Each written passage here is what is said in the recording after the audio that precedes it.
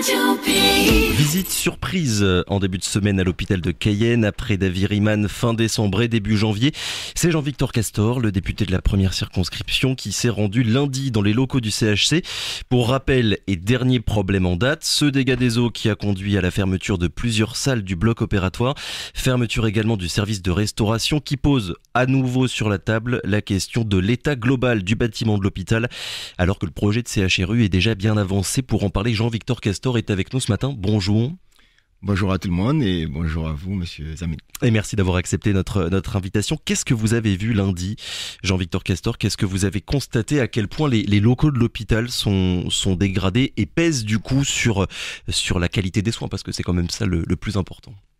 Bon, je vais être très clair dès le départ. Vous connaissez mon positionnement. Il faut prendre la décision dès maintenant de construire un hôpital neuf. Moi, l'hôpital, je le connais un peu. Il s'agissait plutôt pour moi de me rendre et de faire savoir à l'opinion l'état, on va dire structurel, sur ce site, des équipements sanitaires. Et donc du coup, effectivement, j'ai plutôt axé la visite sur les aspects techniques. Oui. Derrière les murs en quelque sorte. Voilà, ce qu'on ne voit pas. Ce qu'on ne voit pas. Et en fait, c'est ça le vrai sujet.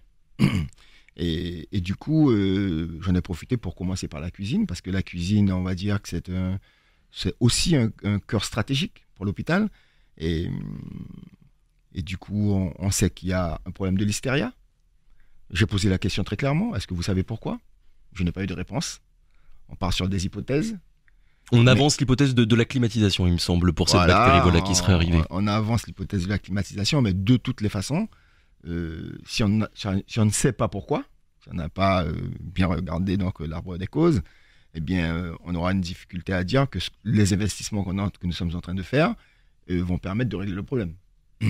Mais en fait, moi, je voulais aussi démontrer un deuxième aspect, c'est que depuis déjà plus de 10 ans, 15 ans même, on ne fait que bricoler dans cet hôpital. C'est-à-dire qu'on ne fait que du rattrapage.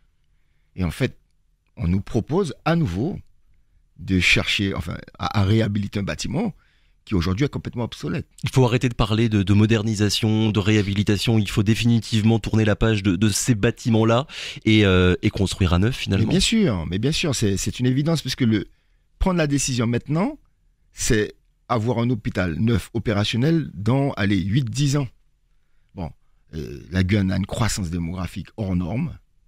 Je rappelle que Mayotte a réussi à avoir un hôpital neuf, financé par l'État. La Guadeloupe a réussi à avoir un CHRU neuf, financé par l'État. Mais c'est quoi notre problème en Guyane?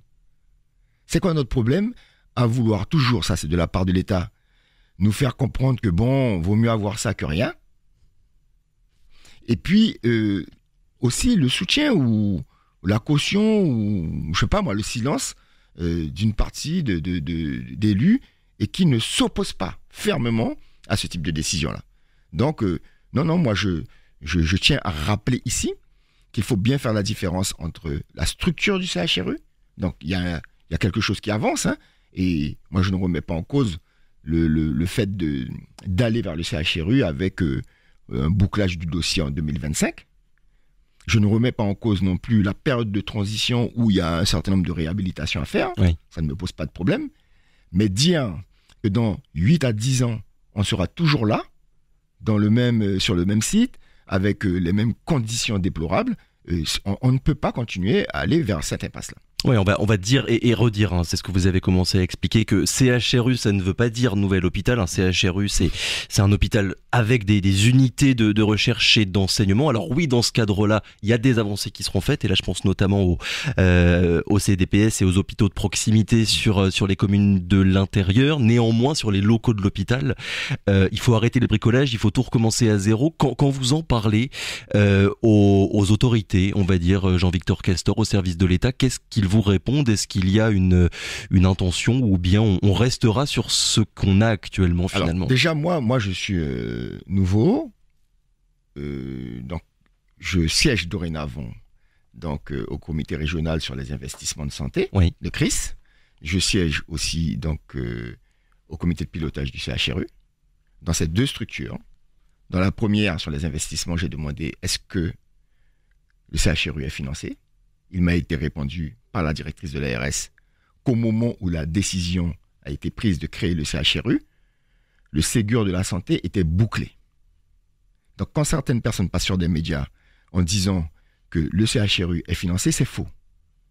Il faut savoir que pour l'ensemble du système de santé de la Guyane, il y a 99 millions d'euros de prévus sur 10 ans, c'est-à-dire à peine 9,9 millions d'euros de prévus.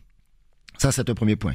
Deuxième point, au comité de pilotage de la mise en place du CHRU, moi, dès mon arrivée, je leur ai dit que je ne valide pas le principe de réhabilitation si, parallèlement, dès maintenant, on ne prend pas la décision de créer un hôpital neuf. Voilà. Est-ce que vous avez été... Donc, du coup, la question, c'était, est-ce qu'on a des réponses ? Voilà. Ben, aujourd'hui, le débat, il est ouvert. Et moi, j'invite l'ensemble de la classe politique à monter au créneau avec fermeté, parce qu'il n'y a pas de raison qu'ailleurs, on réussisse à avoir donc, les financements et une décision politique pour un hôpital neuf, et qu'en Guyane, on en soit toujours à bricoler. C'est maintenant qu'il faut le faire, il faut profiter finalement de ce qui est en train de se passer pour le CHRU et ne pas passer à côté. Alors les enjeux, ils sont importants. Vous savez très bien qu'il y a une raréfaction aujourd'hui des compétences médicales, et pour les recrutements, c'est quelque chose d'hyper compliqué, que la Guyane est l'un des plus grands déserts médicaux donc, qui puissent exister donc, sur ces territoires-là. Le comparatif a été fait par M. Breton récemment. À population égale, les Corses qui considèrent qu'ils ont un désert médical, ils ont 600 médecins. Nous en avons 150 et près de la moitié risquent de partir à la retraite bientôt. Là, vous parlez surtout des médecins libéraux. Oui, mais ce que je veux dire, c'est qu'on a un risque. Il faut former les personnes aussi. Il faut faire en sorte que les personnes que l'on forme restent ici. Mais c'est vrai pour les médecins, c'est vrai pour le paramédical. Et donc, la mise en place d'un CHRU, il faut d'abord pouvoir faire venir des professeurs donc, en la matière qui vont mettre en place donc, toutes les filières en fonction donc, des choix qui vont être faits, les plateaux techniques évidemment, etc. Donc il faut que ce soit attractif. Il ne faut pas qu'on soit dans un principe d'inflation, on va dire, de ce que va nous coûter donc, l'arrivée de ces personnes. Parce qu'aujourd'hui, il faut le dire clairement, il faut que les habitants le sachent, il y a certains médecins qui sont capables de monnayer leur revenu ici à hauteur de 25 000 euros le mois. Vous comprenez ? Donc nous sommes dans des situations qui sont des situations qui risquent de nous amener à l'impasse en matière d'offre de soins. Nous le sommes déjà d'ailleurs. Hein. Mais ce que je veux dire, c'est que si on prend le temps de mettre en place ce CHRU, c'est surtout pour faire en sorte qu'on puisse former localement et avec un rythme soutenu qui correspond au rythme de notre croissance démographique.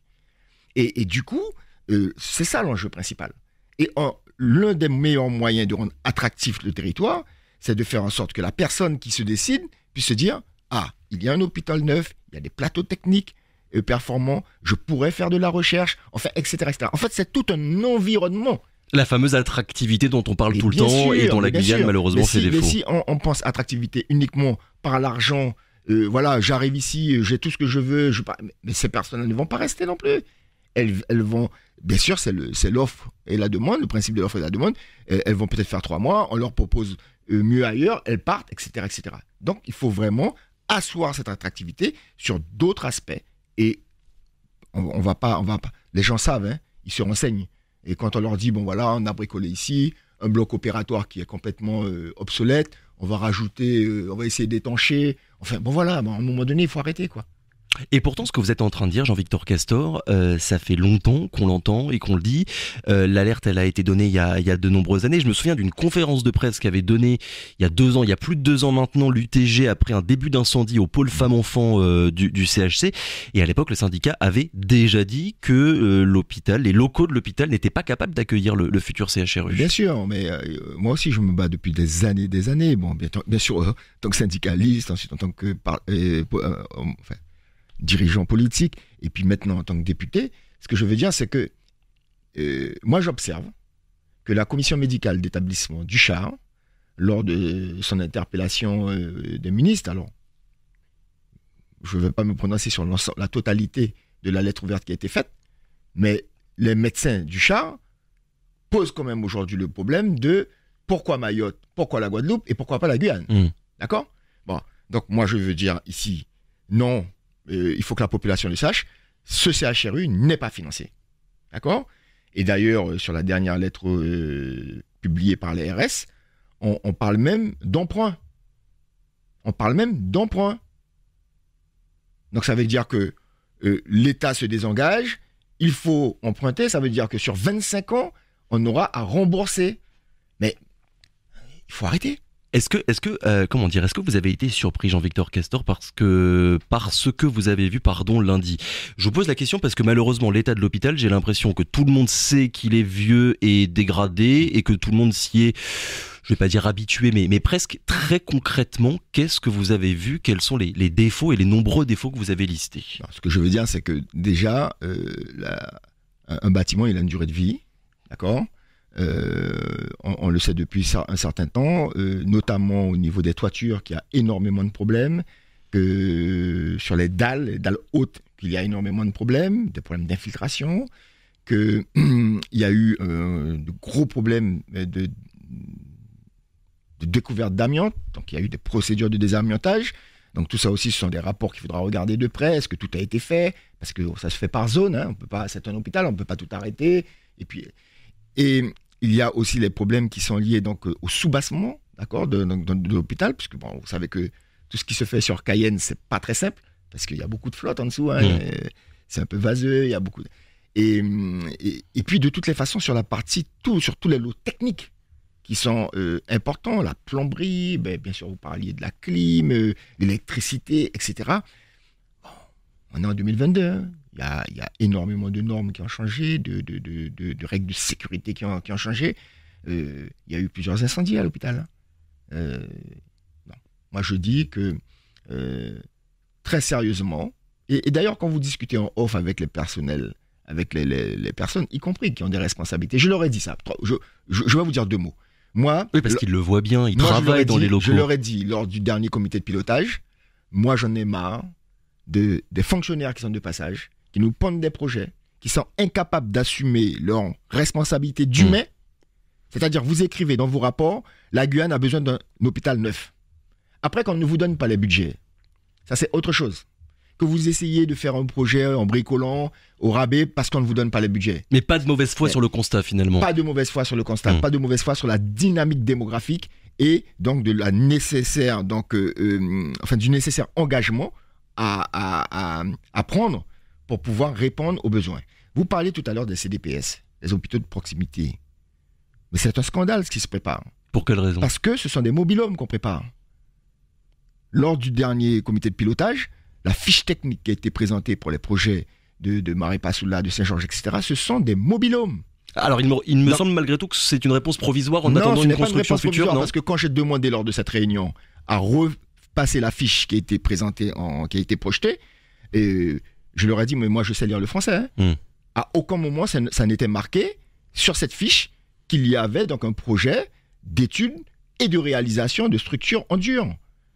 Et c'était au moment où d'ailleurs les habitants de Maripasoula s'élevaient contre l'abandon des pouvoirs publics et donc Maripasoula était bloqué depuis 1 mois. Je leur ai dit, mais vous vivez en Guyane ou pas?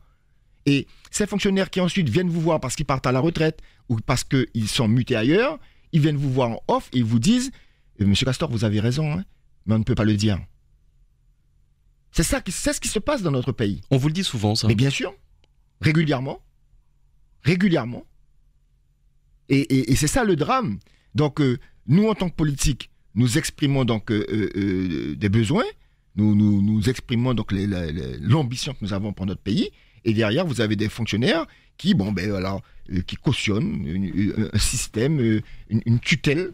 Et ça n'est plus possible. Jean-Victor Castor, l'idée c'est quoi? De multiplier les visites entre vous et David Riemann pour alerter, mettre la pression sur les autorités. Je le précise, il y a quelques mois, c'était pendant les élections législatives, il y avait eu un grand nombre de députés insoumis dans l'Hexagone qui avaient fait des visites dans les hôpitaux de leur circonscription pour, ils avaient dit, évaluer les besoins. Ce que vous faites là, vous, ici en ce moment en Guyane, ça s'inscrit dans cette même volonté politique-là? Moi, je ne m'inspire pas de ce qui se passe ailleurs. Moi, je dis tout simplement que tout le monde sait qu'il faut un hôpital neuf. Ouais. Donc, mouillons la chemise et partons au combat. Tout simplement. Vous ferez d'autres visites, pardon? Ah ben si, j'ai déjà annoncé au directeur que je ferai d'autres visites. Je visiterai l'hôpital de Fontencombe comme je l'ai fait pour la prison. Cayenne uniquement ou bien Kourou, Saint-Laurent également, tous les hôpitaux du territoire? Bon, voilà, c'est plutôt ma circonscription, je m'en occupe déjà, Ouais. et puis après, voilà. Dernière question, un mot pour terminer, Jean-Victor Castor, sur une autre visite surprise que vous aviez faite au mois de septembre, c'était au centre pénitentiaire. Je vous en parle parce que là, l'actualité de ces derniers jours, c'est qu'il y a une mobilisation de la part des agents avec une intersyndicale qui demande le départ de la directrice. Vous soutenez leur mouvement? Oui, c'est-à-dire que bon, moi j'avais déjà fait une visite, j'ai expliqué l'état dégradé aussi de la prison.